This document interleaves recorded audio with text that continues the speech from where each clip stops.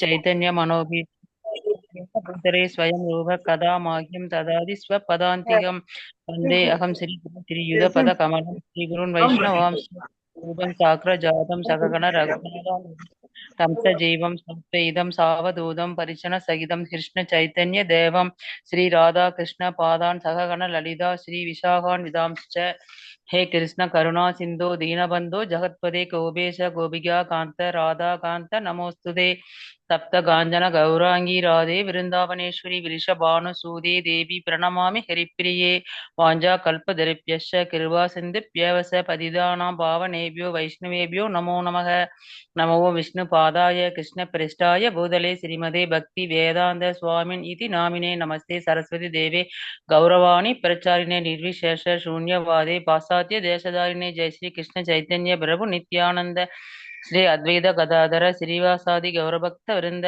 Hare Krishna Krishna Krishna Hare Hare Hare Ram Ram Ram Hare Hare Hare Krishna Krishna Krishna Hare Ram Ram Hare Hare Hare Krishna Krishna Krishna Hare Ram Ram Hare Hare Hare Krishna thank you प्रभु जी।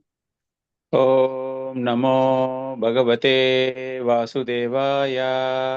ओम नमो भगवते वासुदेवाय। ओम नमो भगवते वासुदेवाय।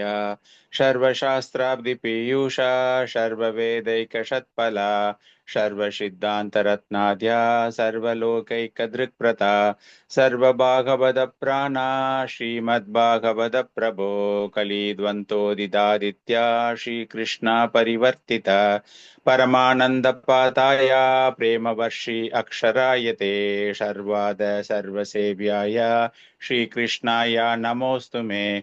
मत् एकबन्धो मत्सङ्गिन् मद्गुरु मन्महादना मन्निष्ठारका मद्भाग्या मत् आनन्ता नमोऽस्तु ते। असाधु साधु तादायिन् अतीनो चाताकराः नमुञ्च कदाचिन्मां प्रेम्ण कृत्कन्तयो स्फुरा। हरे कृष्णा कृष्ण कृष्ण हरे हरे हरे राम राम राम हरे हरे। ஹரே கிருஷ்ண பக்தர்களே, மீண்டும் உங்களை இந்த சாஸ்திரங்களில் சம்பாஷணை நிகழ்ச்சியில் வரவேற்பதில் மகிழ்ச்சி அடைகிறேன். நம்ம நாரத முனிக்கும் வியாசதேவருக்கும் நடந்து கொண்டிருக்கிற ஒரு சம்பாஷணையை பத்தி நம்ம பேசிக்கிட்டு இருக்கோம்.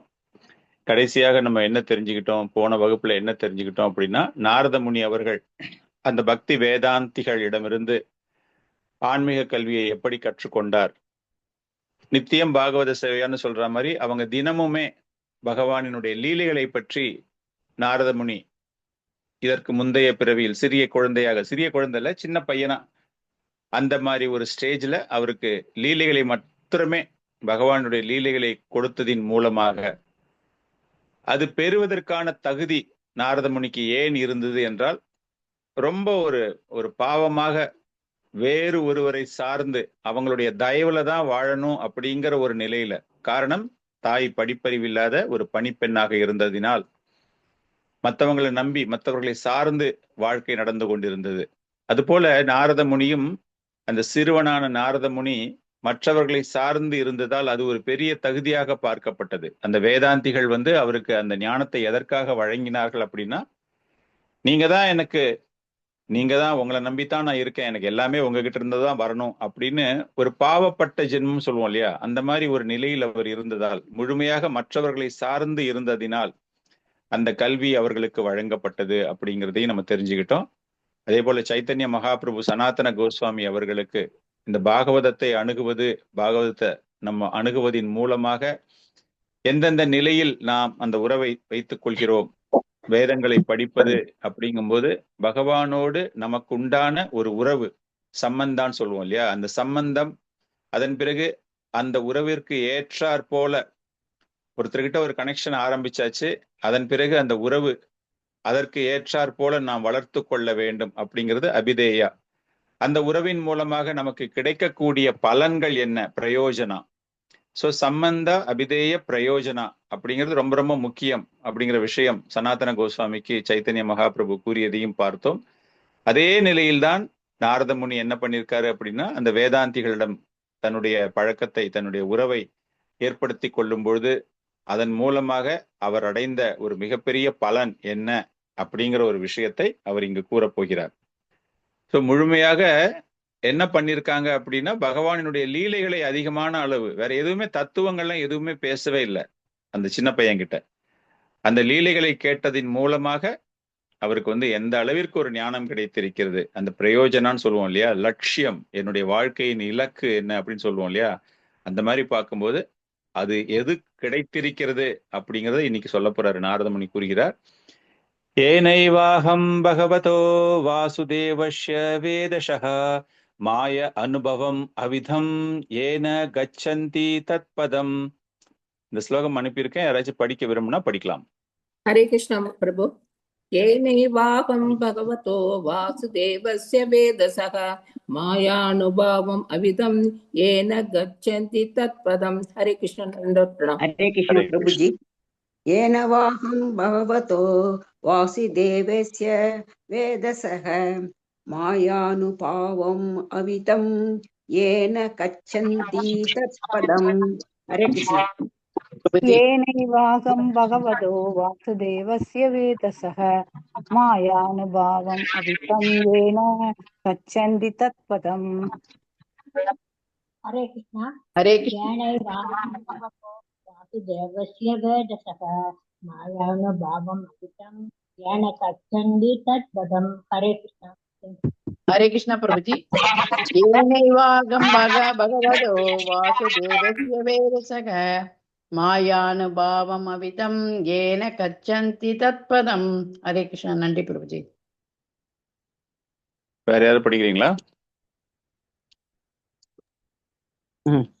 ரொம்ப அற்புதமான ஒரு ஸ்லோகம் இது. இந்த ஸ்லோகத்துல பகவான் என்ன சொல்றாரு, நாரதமுனி என்ன சொல்றாரு அப்படின்னா, ஏனை வாகம் பகவதோ, இதிலிருந்து நான் தெரிந்து கொண்ட அறிவு என்ன அப்படின்னா, இந்த சிருஷ்டிகர்த்தாவான வாசுதேவன் அவர்களுடைய தாக்கம் ஆன்மீக உலகத்திற்கும் பௌதீக உலகத்திற்கும் அவருடைய தாக்கம் எந்த அளவிற்கு அவரினால் இந்த நிலை ஏற்படுகிறது அப்படிங்கிறத யார் ஒருவர் தெரிந்து கொள்கிறார்களோ, அந்த ஞானத்தின் மூலமாக புரிந்து கொள்கிறார்களோ, அவர்கள் நிச்சயமாக பகவானினுடைய நித்தியமான லோகத்தை அடைவார்கள் அப்படிங்கிற விஷயம்தான் இந்த ஒரு ஸ்லோகத்தினுடைய அர்த்தம். ஸோ நாரதமுனி இங்க என்ன சொல்றாரு அப்படின்னா, அந்த பக்தி, நம்ம பக்தி அப்படிங்கும்போது அந்த நவவித பக்தியில ஸ்ரவணம் இஸ் ஆல்சோ டிவோஷனல் சர்வீஸ் அப்படின்னு தெரிஞ்சுக்கிட்டோம். இங்க Naradamuni only he was listening, கேட்டுன்னு தான் இருந்திருக்கார். அதன் மூலமாக அவருக்கு கிடைத்த ஒரு மிகப்பெரிய ஒரு பொக்கிஷம் என்ன அப்படின்னா, பலன் என்ன அப்படின்னா, அந்த ரகசிய அறிவு. அந்த ரகசிய அறிவு அப்படிங்கும்போது பகவானுடைய பல்வேறு வகையான ஆற்றல்கள், பகவானுக்கு எண்ணற்ற ஆற்றல்கள் இருக்கு நம்ம சொல்றோம் இல்லையா, அந்த எண்ணற்ற ஆற்றல்கள் எல்லாம் எப்படி செயல் புரிகின்றன அப்படிங்கிறத நான் தெரிஞ்சுக்கிட்டேன். அதன் மூலமாக அவருக்கு தெரிந்து கொண்டது அப்படிங்கிறார். பகவானினுடைய ஒரு சிறிய அங்கம், நம்ம 100% அப்படின்னு சொல்லும்போது 0.000001% அப்படின்னு சொல்லலாம். அந்த அளவுதான் பகவானினுடைய ஆற்றல் இந்த பௌதீக உலகை சிருஷ்டி செய்வதற்காக பயன்படுத்தப்படுகிறது. அப்படின்னா அவருடைய மற்ற ஆற்றல்கள், மிகவும் சக்தி வாய்ந்த மற்ற ஆற்றல்கள், சித் சக்தி, அந்தரங்க சக்தின்னு சொல்றோம்ல, அந்த சித் சக்தி அந்தரங்க சக்தி அப்படிங்கிறது அந்த வைகுந்த லோகத்தில் உள்ள ஒரு சித் சக்தி, சச்சித் ஆனந்தம் சொல்றாங்க. அந்த ஆனந்தம், அந்த பிளிஸ், அந்த சந்தோஷத்தை கொடுக்கக்கூடிய ஆற்றல் முழுமையாக அங்குதான் பயன்படுத்தப்படுகிறது. இங்க அவர் பயன்படுத்துற இந்த பௌதிக ஆற்றலுக்காக பயன்படுத்துற சக்தி ரொம்ப ரொம்ப ரொம்ப கம்மி. கிருபா சக்தி, மகாமாயா, எப்படி வேணா சொல்லலாம் நீங்க, பகவானுடைய நடுத்தர சக்தி. அந்த சக்திகள் எல்லாமே என்ன அப்படின்னா இந்த மாதிரி ஒரு பௌதீக உலகிற்கு பயன்படுத்தப்படுகிறது. அந்த பௌதீக உலகம் அப்படின்னு பயன்படுத்தும் போது அது 3 குணங்களினால் தாக்கப்படுகிறது. நம்மளுக்கு தெரியும், ரஜோகுணம், தமோகுணம், சத்துவகுணம் அப்படின்னு. அந்த 3 குணங்களுக்கு காரணகர்த்தாவும் யார் அப்படின்னா அந்த பகவான் தான். மாய அனுபவம் அப்படின்னு சொல்றாரு இல்லையா, மாயா அனுபவம். மாயா அனுபவம் அப்படிங்கும்போது அந்த 3 குணங்கள் பகவானே சொல்றார் பகவத்கீதையில, இந்த 3 குணங்களுக்கு அப்பாற்பட்டவன் நான் தான். இதை சிருஷ்டி பண்ணியிருந்தாலும், நான் தான் காரணகர்த்தாவாக இருந்தாலும், இந்த 3 குணங்களுக்கு அப்பாற்பட்டவன். தெய்வீகி ஏசா மமமாயி குணமாயி, என்ன ஸ்லோகம் அது? அந்த ஸ்லோகத்துல பாத்தீங்க அப்படின்னா இந்த 3 குணங்களை ஒருவன் வெல்ல வேண்டும் என்றால் என்னிடம் சரணாகதி அடைபவர்களால் மட்டுமே வெல்ல முடியும். காரணம், அதற்கு அப்பாற்பட்ட நிலையில் பகவான் இருக்கிறார். இந்த மாதிரி ஒரு அறிவுகள் எல்லாமே பகவானிடமிருந்து, இந்த ரகசியமான அறிவின் போது, இந்த இந்த வேதாந்திகளிடம் நான் அவர்கள் பேசிய லீலையின் மூலமாக நான் இதை தெரிந்து கொண்டேன். இதையெல்லாம் புரிந்து கொள்ள வேண்டும் அப்படிங்கிறது யாரால் முடியும் என்றால் மிக உன்னத நிலையில் இருக்கக்கூடிய ஒரு பக்தர்களால் மட்டுமே புரிந்து கொள்ள முடியும். காரணம், இவர்களுக்கு அதன் பிறகு கிடைக்கக்கூடிய மிகப்பெரிய ஒரு வரப்பிரசாதம், பாக்கியம் என்ன அப்படின்னா, அந்த பகவானை பார்க்க முடியும், பகவானோடு பேச முடியும், பகவானுடைய நித்திய லோகத்திற்கு செல்ல முடியும். இவர்களால் மட்டும்தான் அந்த பகவானின் ராஜ்யத்திற்குள் நுழைய முடியும். அதனால இந்த ரகசியமான அறிவு அப்படிங்கிறது அவ்வளவு விரைவாக அனைவராலும் புரிந்து கொள்ள முடியாதது. அந்த சாது சங்கமத்தின் மூலமாக அவர் எப்படி பணிவான முறையில் பணிவிடை செய்து அவர்களிடமிருந்து இந்த ஞானத்தை பெற்றார். அந்த ஞானம் முழுமையாக வழங்கப்பட்டதனுடைய விளைவு என்ன அப்படின்னா, அந்த பகவானினுடைய ஆற்றல்கள் எல்லாத்தையுமே புரிஞ்சுக்கிறோம். மெட்டீரியல் எனர்ஜி, பகவானினுடைய இந்த பௌதிக ஆற்றலை ஒருவன் புரிந்து கொண்டு விட்டான் அப்படின்னா, அந்த நான் அப்படிங்கிற ஒரு விஷயத்துக்கே அங்க அர்த்தம் இல்லாம போயிடுது. எல்லாமே அந்த பரம்பொருள், அவரிடமிருந்து தான் எல்லாமே கிடைக்குது அப்படிங்கிற ஒரு புரிதல், அது கிடைக்கிறது தான் கஷ்டம். நம்ம எல்லாருமே இன்னைக்கு பக்தர்களாக இருக்கிறோம், எல்லாருமே சாண்டிங் பண்றோம், கோயிலுக்கு போறோம், நிறைய சிரவணங்கள் எல்லாம் செய்யறோம். அப்படிலாம் இருந்தாலும் கூட நம்மை அறியாமலேயே நமக்கு அந்த பௌதிக மாயா சக்தியினுடைய தாக்கத்தினால் நம்ம என்ன பண்றோம் அப்படின்னா வீழ்ச்சிகள் அடைகின்றோம். அப்பப்போ வி ஆர் ஃபாலிங் டவுன். இல்ல, நம்மளுக்கு திடீர்னு ஒரு மாதிரி ஒரு ஃபுல்லி ஃபோக்கஸ்டா நம்மளால போக முடிய மாட்டேங்குது. அதுக்காகத்தான் இங்க சொல்றாரு நாரதமுனி. என்ன சொல்றாருன்னா, எனக்கு எல்லாமே முழுமையாக தெரிந்ததினால் எனக்கு இந்த மாதிரி ஒரு அருமையான விஷயம் எனக்கு நடந்தது அப்படின்னு. அதன் பிறகு அந்த அறிவு கிடைத்ததற்கு பிறகு வேற என்ன கிடைச்சது அப்படின்னா, அந்த வேதங்களின் ரகசிய பதிவு.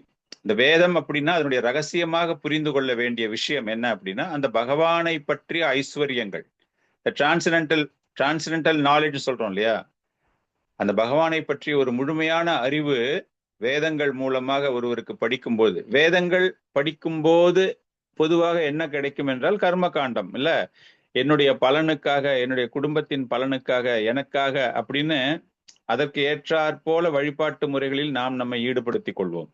சோ முதல் புரிதல் நம்மளுக்கு அதுதான். அந்த மாதிரிதான் போவோம். எடுத்த உடனே ஒருத்தர் வேதத்தை படிக்கும்போது டைரக்டா அந்த முழு முதற் கடவுளை பற்றி புரிந்து கொண்டு எல்லாமே சரணாகதி, நான் செய்யக்கூடிய பலன்கள், எனக்கு கிடைக்கக்கூடிய பலன்கள் எல்லாமே பகவானுக்கு அப்படின்னு கொடுக்கறவங்க ரொம்ப கம்மி. இங்க பகவான் தான் சொல்றாரு, எனக்கு இந்த ஆன்மீக ஐஸ்வர்யங்கள் எல்லாமே பகவானிடமிருந்து கிடைத்த பிறகு அவருக்கு நெருக்கமாக ஒரு அன்பான சேவகத்தை செய்யணும், எனக்கும் அது கிடைச்சது. காரணம் என்ன அப்படின்னா, இந்த மாதிரி ஒரு ஞானம் எனக்கு கிடைக்கின்றது அப்படிங்கிறார். சோ ஒரு பக்தி தொண்டு ஒருவர் ஆற்ற வேண்டும், பக்தி தொண்டு ஆற்ற வேண்டும், ஞானத்தை பெற வேண்டும் அப்படின்னா என்ன முக்கியமான அம்சம்? 3 முக்கியமான அம்சங்கள் நம்ம இந்த இடத்துல புரிஞ்சிருக்கோம். திரும்ப திரும்ப எல்லா இடத்துலயுமே நம்ம படிக்கிறோம். இது நாரதமுனி இங்க எக்ஸ்பிளைன் பண்றாரு, எந்த அளவுக்கு எனக்கு இது ஒரு பலனை கொடுத்திருக்கிறது அந்த லீலைகளை கேட்டதின் மூலமாக. அப்படிங்கிற போது அந்த 3 வகையான விஷயங்கள் என்ன அப்படின்னா, அந்த ஆன்மீக ஆச்சாரியர்களை நான் அணுகினேன்.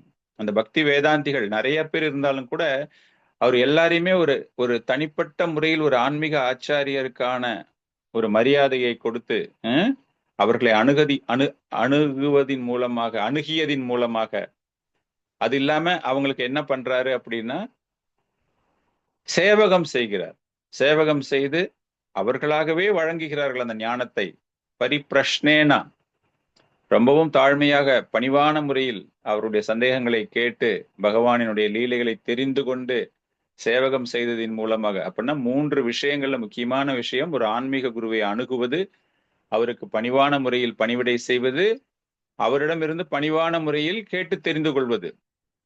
இந்த சம்பந்தம் அப்படி நம்ம சொன்னோம் இல்லையா, சைத்தன்ய மகாபிரபு சனாதன கோஸ்வாமிக்கு சொன்ன விஷயங்கள் நம்ம சொல்லும் பொழுது அந்த சம்பந்தா, அதன் பிறகு அவருக்கு அந்த பிரயோஜனமாக என்ன நடக்குது அப்படிங்கிறத நம்ம போன ஸ்லோகத்துல பார்த்தோம். சோ இந்த சம்பந்தத்தை அவர் எப்படி உருவாக்கி கொண்டார் அப்படிங்கும்போது, அவர்களை அணுகி அவர்களுக்கு பணிவான முறையில் பணிவிடை செய்து பணிவான முறையில் கேள்விகளை கேட்டு நம்பிக்கையோடு, அவர் எப்படி செஞ்சிருக்காரு அப்படின்னா முழுமையான ஒரு நம்பிக்கையோடு, அவருக்கு வேற மாற்று சந்தேகங்கள், என்ன சின்ன குழந்தை அது, ஆல்மோஸ்ட் ரொம்ப விவரம் தெரியாத வயதுல அந்த குழந்தை அந்த வேதாந்திகளை அணுகி அப்ப அவங்க கிட்ட இருந்து அந்த அறிவை பெற்றிருக்கார் அப்படின்னா அந்த முழுமையான நம்பிக்கை, தட் ஃபெய்த். காரணம், அவர்கள் அனைவருமே தகுதி வாய்ந்தவர்கள், தகுதி பெற்றவர்கள், பகவானை பற்றி பேசக்கூடிய தகுதி பெற்றவர்கள். நீங்க அதுக்குன்ட்டு சொல்லிட்டு யார்கிட்டயாச்சும் போய் நான் சரண்டர் ஆறேன், ஃபுல் ஃபெய்த், அவர் எனக்கு என்ன வேணா சொல்லி கொடுக்கட்டும், நான் எந்த எதிர்ப்பும் தெரிவிப்பாம நான் அவங்க கிட்ட இருந்து கேட்டுப்பேன் அப்படின்னா அவங்களுக்கு அந்த தகுதி இருக்கானே தெரியாது நம்மளுக்கு. இங்க அந்த ஐஸ்வர்யங்கள், ஆன்மீக ஐஸ்வர்யங்கள் எல்லாமே அந்த வேதாந்திகளிடம் இருந்திருக்கிறது. இங்க ஆன்மீக ஐஸ்வர்யங்கள் அப்படின்னா அந்த பகவானை பற்றி கூறக்கூடிய, அதை அனுபவித்தவர்கள் அவங்க கூறுகிறார்கள் அப்படிங்கிற ஒரு விஷயம், அந்த ஐஸ்வர்யங்கள் இவர்களுக்கு கிடைக்கிறது. இதையே தான் பகவான் என்ன சொல்றாரு அப்படின்னா, உத்தவனுக்கு போதனை வழங்கும் போது, உத்தவ கீதா நம்ம பார்த்திருக்கோம் இல்லையா, அந்த உத்தவனுக்கு பகவான் போதனை வழங்கும் போது வைராகியம் என்பது மிகவும் முக்கியம். வைராகியம் அப்படின்னா அந்த பௌதிக இச்சைகளே எதுவுமே இல்லாமல் ஒரு ஒரு தூய்மையான பக்தனிடமிருந்து பகவானை பற்றி ஒருவன் தெரிந்து கொள்ள ஆசைப்படும் போது பௌதீகமான ஆசைகள் இல்லாமல் இருக்க வேண்டும் அப்படின்னு. பரீட்சத் மகாராஜா கேஸ் நீங்க பாத்தீங்கன்னா கூட 7 தினங்களில் மரணம் ஏற்பட போகிறது அப்படிங்கும்போது எல்லாத்தையும் ஒரு நொடி பொழுதில் துறந்து விடுகிறார். எல்லாத்தையுமே துறந்து விட்டுட்டு அவர் சுகதேவ கோஸ்வாமியிடமிருந்து அந்த ஞானத்தை பெறுகிறார். பாகவதம் முழுக்க எனக்கு தெரிவிக்க வேண்டும் அப்படின்னு அவர் கேள்விகள் கேட்கிறார். நமக்கு தெரியும் அவர் கேட்ட கேள்விகள். அதற்கு ஏற்றாற் போல அந்த வைராகியா, அது போல நாரத முனிக்கு அந்த நேரத்துல எதுவுமே ஏற்படவில்லை. பகவான் உத்தவனுக்கு வழங்கும் போது அந்த வைராகியம் அப்படிங்கிற ஒரு விஷயத்தை பற்றி பேசும் பொழுது தூய்மையான பக்தர்கள் அந்த 4 ஐஸ்வர்யங்கள், அதாவது 4 வகையான முக்திகளுக்கு கூட அவர்கள் ஆசைப்பட மாட்டார்கள் அப்படிங்கிறார். பொதுவாக எல்லாருக்குமே என்ன அப்படின்னா முக்தி.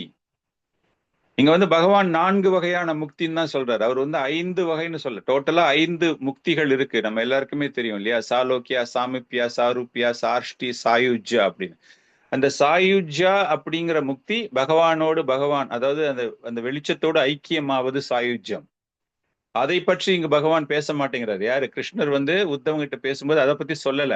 காரணம் என்ன சொல்றாருன்னா, என்னுடைய பக்தர்கள் இந்த 4 ஐஸ்வர்யங்களையுமே விரும்பாதவர்கள், அந்த 4 ஐஸ்வர்யங்களையே விரும்பாதவர்கள், 4 வகையான முக்திகளை விரும்பாதவர்கள் எப்படி அவரோடு கலக்க வேண்டும் என்று ஆசைப்படுவார்கள்?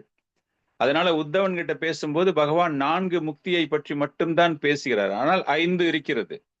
அருவவாதிகள் அப்படிங்கிற ஒரு கணக்கை வச்சுட்டு நம்ம பார்க்கும்போது அவர்கள் ஆசைப்படுவது பகவானோடு அந்த ஒளியோடு ஒளியாக நானும் ஐக்கியமாக வேண்டும் அப்படின்னு. அதற்கு இங்க நாரதமுனி சொல்றார். அங்க கிருஷ்ணர் சொன்ன மாதிரியே, பகவான் சொன்ன மாதிரியே, உத்தவனுக்கு சொன்ன மாதிரியே இந்த இடத்துல நாரதமுனி வியாசதேவருக்கு சொல்றாரு, இந்த மாதிரி எனக்கு ஒரு வைராக்கியம் வந்ததுக்கு காரணம் அந்த லீலைகளை கேட்டதினால்தான் எனக்கு வந்தது. துவம் ஆபி ஆதப்ர ஸ்ருது விஸ்ருதும் விபோகோ சமாப்பியத்தே ஏன வீதம் பூபூஷ்டிதம் அப்படின்னு என்ன அர்த்தம் என்றால், அந்த பகவானினுடைய செயல்கள், அதன் மூலமாக வேதங்களின் மூலமாக நான் பெற வேண்டிய மிகப்பெரிய ஞானத்தை எனக்கு அது கிடைத்ததினால் இந்த பௌதீக இச்சைகள், அந்த புலம்பல்கள், கற்றறிந்தவர்கள் கூட அவ்வளவு விரைவாக அந்த புலம்பல்களிலிருந்து வெளியேற முடியாது. ஒரு சாதாரண பாமர மக்களுக்கு அந்த அளவுக்கு எளிதாக முடியாது. காரணம் என்ன அப்படின்னா, அந்த பௌதீகத்திற்கான ஒரு இச்சைகளில் அவர்கள் சிக்கிக் கொண்டிருப்பதினால் அந்த ஆசையில் அவர்கள் அவஸ்தைப்படுகிறார்கள். ஆனால் இங்க என்ன ஆயிடுது, எனக்கு அந்த லீலைகளை கேட்டதின் மூலமாக, பகவானுடைய செயல்களை கேட்டதின் மூலமாக முழுமையாக நான் அவருக்கு தொண்டு செய்யணும் அப்படிங்கிற ஒரே நோக்கத்தோடு தான் நான் போச்சு. எனக்கு முன்னாடி சொன்ன மாதிரி அந்த 4 வகையான முக்திக்கு நான் ஆசைப்படல. என்னுடைய வைராக்கியம் வளர்ந்தது. பொதுவா நம்ம எல்லாருக்குமே தெரியும், ஒரு பகவானிடம் ஒருவர் அணுகுகிறார்கள் என்றால் பகவத்கீதையிலே அவர் சொல்றார் இல்லையா, 4 வகையான மக்கள் என்னை நோக்கி வருகிறார்கள், என்னை அணுகுகிறார்கள் அப்படிங்கிறார் இல்லையா. யாரெல்லாம் ரொம்ப துன்பத்தில் இருக்கிறார்களோ, அதே போல யாருக்கெல்லாம் ஞானம் பெற வேண்டுமோ, ஜிக்ஞாசு ஜிக்ஞாசு அர்த்தார்த்தி, யாருக்கெல்லாம் செல்வம் வேண்டும் என்று நினைக்கிறார்களோ, ஞானிகள், யாருக்கெல்லாம் உண்மையான அந்த பரம்பொருளை பற்றிய அறிவு வேண்டும் என்று ஆசைப்படுகிறார்களோ, இது போன்ற மக்கள் தான் என்னை அணுகுவார்கள். ஆனா இங்க நாரதமுனி என்ன சொல்றாரு அப்படின்னா, வியாசதேவரிடம் பகவானினுடைய லீலைகளை ஒருவர் கேட்பதின் மூலமாக அவன் நல்லவனாக இருந்தாலும் சரி, தீயவனாக இருந்தாலும் சரி. நமக்கு தெரியும் 4 வகையான மக்கள் நல்லவர்கள், 4 வகையான மக்கள் கெட்டவர்கள் அப்படின்னு. இந்த 8 பேரும் கூட அந்த பகவான் லீலைகளை கேட்க துவங்கும் பொழுது நிச்சயமாக அவங்க எந்த ஒரு சமயமாக இருந்தாலும் சரி, எப்படிப்பட்ட மனிதர்களாக இருந்தாலும் சரி, ஆணாக இருந்தாலும் சரி, பெண்ணாக இருந்தாலும் சரி, சூத்திரராக இருந்தாலும் சரி, கற்றறிற்ற படிப்பறிவு இல்லாதவர்களாக இருந்தாலும் சரி, அவர்கள் நிச்சயமாக பகவானை பற்றி தெரிந்து கொள்ள வேண்டும் அப்படிங்கிற ஒரு நோக்கம் ஈர்க்கப்படுவார்கள். அவர்களுக்கு முழுமையான ஒரு சந்தோஷம் கிடைத்து விடும் அப்படிங்கிற மாதிரி சொல்லிட்டு அவர் முடிக்கும் போது சொல்றாரு, இந்த மாதிரி இவ்வளவு காரணங்கள் இருந்ததினால்தான் உனக்கு உன்னுடைய மனதில் ஒரு சந்தோஷம் ஏற்படவில்லை. நீ பெரிய பெரிய படைப்புகள் எல்லாம் செஞ்சிருந்தாலும் கூட, வேதங்கள் இயற்றிருக்க, புராணங்களை தொகுத்து வழங்கியிருக்க, எல்லாம் பண்ணியிருந்தாலும் கூட உனக்கு நிச்சயமாக அந்த சந்தோஷம் ஏன் கிடைக்கவில்லை என்றால் இதனால்தான் அப்படின்னு பல்வேறு வகையான விஷயங்கள் அவருக்கு கூறப்படுகிறது. இது ஃபுல்லா இந்த சம்பாஷணை நம்ம பார்க்கும்போது ஸ்டார்டிங்லயே நம்ம சொன்னோம், சூத கோஸ்வாமி, சௌனக ரிஷி, அவங்க 2 பேரும் அந்த நைமிஷாரண்யத்தில் 1000 வருடங்கள் தவம் செய்ய வேண்டும், யாகங்கள் வளர்க்க வேண்டும் அப்படின்னு அவங்க எல்லாருமே அந்த இடத்துல இருக்கும்போது, பரீட்சித் மகாராஜா இந்த உலகை விட்டு சென்ற பிறகு, இந்த பௌதிக வாழ்க்கையில முடித்து கொண்டு சென்ற பிறகு சூத கோஸ்வாமி அந்த இடத்துக்கு வர்றாரு. அப்பதான் அவர் கேட்கிறார் இல்லையா, சுகதேவ கோஸ்வாமி மூலமாக எல்லா விஷயத்தையும் அவர் கேட்கும்போது, அந்த கூட்டத்துல அவரும் ஒருத்தர். அந்த சாதுக்கள் எல்லாருமே பரீட்சித் மகாராஜாவோட கேட்கும்போது சூத கோஸ்வாமி அதை கேட்டிருக்காரு. கேட்டுட்டு அவர் அந்த 7 தினங்களுக்கு பிறகு மறைந்த பிறகு அதுக்கப்புறமா அவர் அப்படியே வரும்போது நைமிஷாரண்யம் வரார். அப்போ அந்த இடத்துல அந்த சாதுக்கள், சௌனக ரிஷி அவரை வரவேற்று அவங்க கேள்விகள் கேட்கும் பொழுது, அதற்கான விளக்கம் கொடுக்கும் பொழுது இந்த ஒரு பகுதியும் அதில் தரப்பட்டிருக்கிறது. நாரத முனியை பற்றி பேசினதையும் கொடுக்கப்பட்டுட்டு இந்த மாதிரி நடந்தது. இப்ப சௌனக ரிஷி நாரத முனி முழுமையாக வியாசதேவர் எதற்காக மன அமைதியற்ற நிலையில் இருந்தார் அப்படிங்கிறதுக்கான ஒரு விளக்கத்தை எல்லாம் கொடுத்திருக்கிறார் அப்படிங்கிற மாதிரி அவர் அங்க முடிக்கிறார். இப்ப இந்த இடத்துக்கு நம்ம வந்தோம் அப்படின்னா, வியாசதேவர் நாரத முனி கேட்ட எல்லாத்தையும் கேட்டு முடிச்சுட்டு அவருக்கு ரொம்ப சந்தோஷம், வியாசதேவருக்கு இவ்வளவு பெரிய ஒரு விளக்கம் எனக்கு கொடுக்கப்பட்டிருக்கிறதே அப்படின்னு சொல்லி. அதன் பிறகு இப்ப யாரோட பேசிட்டு இருக்காரு இந்த இடத்துல? ஆக்சுவலா வியாசதேவர் நாரத முனியோட பேசி கொண்டிருக்கிறார் இல்லையா? அந்த நாரத முனி அப்படிங்கிறவரு நம்ம எல்லாருக்குமே தெரியும், உத்தமன், மகா பரமஹம்சன், மகா பாகவத நிலையில் இருக்கக்கூடியவர். இப்ப வியாசதேவருக்கு ஒரு சந்தேகம் வருகிறது, இந்த அளவுக்கு நீங்க ரொம்ப பிரமாதமா எல்லா விஷயங்களையும் எனக்கு விளக்கி கொடுத்துருக்கீங்களே, அப்படின்னா நீங்க பூர்வ ஜென்மத்துல நீங்க என்னவா இருந்தீங்க? பூர்வ ஜென்மம் உங்களுக்கு எப்படி நடந்தது, எப்படி முடிந்தது அப்படிங்கிறது அது எல்லாமே அவர் சொல்றாரு. எனக்கு அந்த வேதாந்திகள் எல்லாமே இருந்தாங்க அப்படிங்கிற விஷயம்தான் சொல்றாரு அவரு. அந்த வேதாந்திகளிடம்லாம் இவர் போய் சேர்றதுக்கு எப்படி இருந்தது, இவருடைய வாழ்க்கை எப்படி முடிஞ்சுது, அதெல்லாம் எனக்கு தெரிஞ்சுக்கணும் அப்படிங்கிற ஒரு நோக்கத்தோட வியாசதேவர் கேட்கக்கூடிய கேள்வி. அவர் எதுக்காக கேட்கிறார் அப்படின்னா, எனக்கு இந்த அளவுக்கு ஒரு ஞானம் இப்ப வரலையே, எனக்கு இந்த மன அமைதியான ஒரு நிலையில் நான் இப்பொழுது இருக்கின்றேனே, அப்படின்னா எனக்கு பூர்வ ஜென்மம் எப்படிப்பட்டதாக இருந்திருக்கும், எனக்கு எதனால இது வரல, கம்ப்ளீட்டா எக்ஸ்பிளைன் பண்ணியாச்சு. அவருக்கு அது ஒரு சின்ன சந்தேகம் வந்துடுது வியாசதேவருக்கு. இவருடைய எண்ட் எப்படி முடிஞ்சிருக்கும், போன ஜென்மத்துல இவ்வளவு கிரேட்டா இவருக்கு எல்லாமே நடந்திருக்க, எப்படி இதெல்லாமே முடிஞ்சிருக்கும், அவருடைய வாழ்க்கை எப்படி இருந்திருக்கும் அப்படிங்கறத தெரிஞ்சுக்கணும் அப்படிங்கிற ஒரு ஆசையில வியாசதேவர் நாரத முனியை பார்த்து ஒரு கேள்வி கேட்கிறார். வியாசவாச்சா பிக்ஷுபீர் விப்ரவசிதே விஜ்ஞானாதேஷ்டிப்ஸ்தவா வர்த்தமானோ வயஸ்ய ஆத்யே ததஹ கிம் அகரோத் பவான். படிக்கிறது படிக்கலாம். படிக்கட்டுமா பிரபுஜி? படிங்க அது. व्यासोवाच इक्षुभिर्विप्रवसिते विज्ञानात्तिष्ठुभिस्तव वर्तमानो वयस्याते ततः किम् अकरोत् भवान्? हरे कृष्ण. हरे कृष्ण प्रभुजी. व्यासोवाच भिक्षुभिर्विप्रवसिते ज्ञानादेशुभिस्तव वर्तमानो वयसि आदे ततः किम् अकरोत् भवान्? हरे कृष्ण. व्यासोवाच भिक्षुभिर्विप्रवसिते विज्ञानादेशुभिस्तव वर्धमानो वयसि आसे तत किम् अक्रोत् भवान्। हरे कृष्ण। हरे हरे कृष्ण कृष्ण। प्रभु।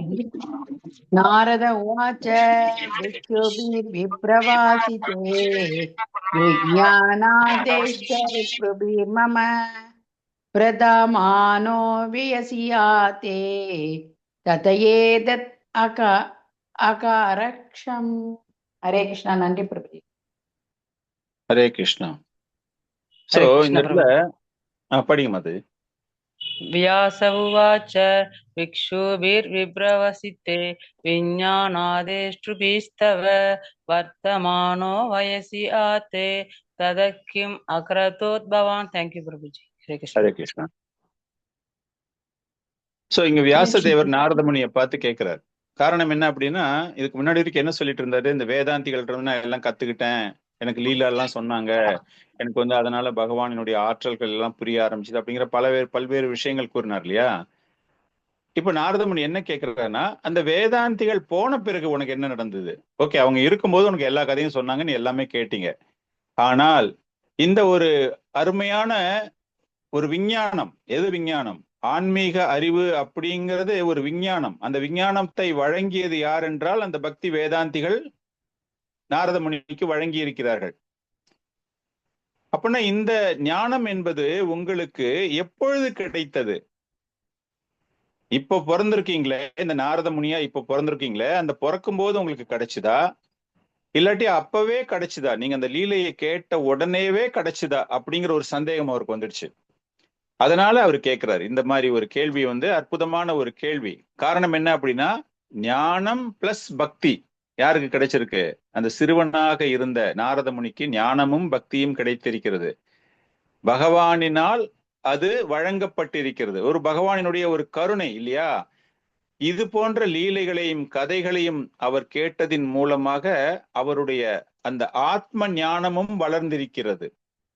இந்த மாதிரி அவருக்கு எல்லாமே கிடைச்ச உடனே இது உங்களுக்கு உடனே கிடைச்சுதா, கதையை கேட்டு முடிச்ச உடனே உங்களுக்கு கிடைச்சிடுச்சா அப்படிங்கிற ஒரு சந்தேகம் அவருக்கு. காரணம் என்ன அப்படின்னா, பகவானினுடைய கருணை இல்லாமல் நிச்சயமாக இந்த ஞானம் ஒருவனுக்கு கிடைக்காது அப்படிங்கிறது வியாசதேவர் மனசுல தோன்றுகிறது. அவரை கம்பேர் பண்ணிக்கிறாரு. எனக்கு வந்து இந்த மன அமைதி இல்லாத நிலை எனக்கு ஏன் ஏற்பட்டது? அப்படின்னா எனக்கு அந்த பகவானின் கருணை இல்லையா, எனக்கு லீலைகளை பற்றி எனக்கு தெரியாம போயிடுச்சா? அதனால வியாசதேவருக்கு வந்து ரொம்பவும் ஒரு ஆர்வம், நாரத முனி எப்படி அவருக்கு இந்த மாதிரி கிடைச்சது. அவருக்கு ஆக்சுவலா அந்த பக்தி வேதாந்திகள் தீட்சை வழங்குற மாதிரி அந்த லீலைகளை சொல்லியிருக்காங்க. இப்ப நம்ம வந்து இனிஷியேஷன் எடுக்கிறோம், தீட்சை எடுக்கிறோம் அப்படிங்கும்போது நம்மளுடைய இயக்கத்துல மகா மந்திரம் கொடுக்குறாங்க இல்லையா. ஒவ்வொரு இயக்கத்திலையும் ஒவ்வொரு சம்பிரதாயத்திலையும் ஒவ்வொரு விதமான முறைகள் இருக்கும்.